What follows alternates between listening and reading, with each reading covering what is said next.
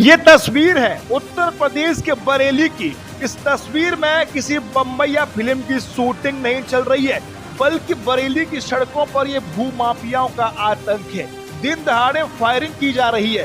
गोलियों की आवाज सुनकर के सड़क से गुजर रहे राहगीर दहशत में आ गए।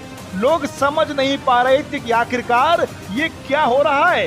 बीच सड़क पर गोली इस कदर चल रही थी कि भूमाफिया एक दूसरे के खून के प्यासे हो गए। लगातार फायरिंग की जा रही थी। यह तस्वीर है सीएम योगी के प्रदेश की। यह क्या हो रहा है? उत्तर प्रदेश में कहा जाता है योगी का राज है, भूमाफिया गुंडे बदमाशों को ठिकाने लगाया जा रहा है, लेकिन बरेली के यह क्या हालात है?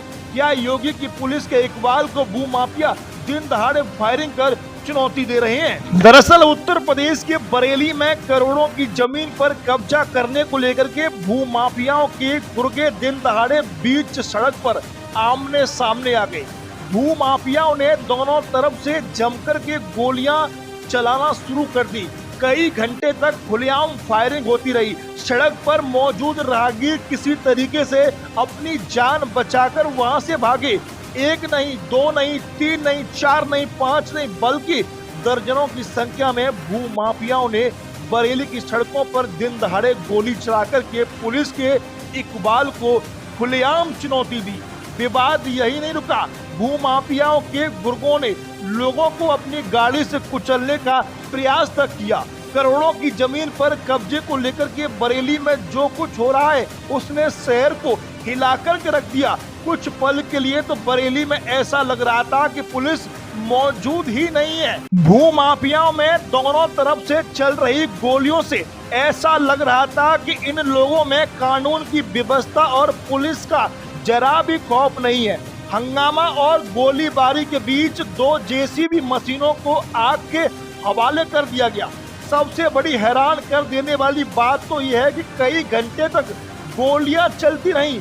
भूमाफिया दिन दहाड़े सड़क पर गोली चलाकर के पुलिस के इकबाल को चुनौती देते रहे, मगर पुलिस समय पर नहीं पहुंची। बरेली में भूमाफियाओं में हुई फायरिंग की आवाज लखनऊ तक जा पहुंची। भूमाफियाओं में विवाद को लेकर के पुलिस का अब एक्शन शुरू हो चुका है। पुलिस ने कुछ लोगों को हिरासत में ले लिया है। जानकारी के अनुसार बताया जा रहा है कि जमीन करोड़ों की है। पीलीभीत बाईपास रोड स्थित बजरंग ढाबे के पास राजीव राणा अपने साथियों के साथ जेसीबी मशीन लेकर पहुंचा।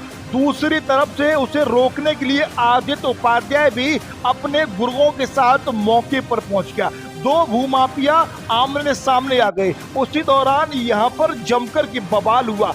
जमकर के गोलियां चलाई गई, तोड़फोड़ की गई, आगजनी भी की गई। यूपी में गुंडे बदमाश भूमाफिया योगी राज में खुलेआम कानून व्यवस्था को चुनौती दे रहे हैं।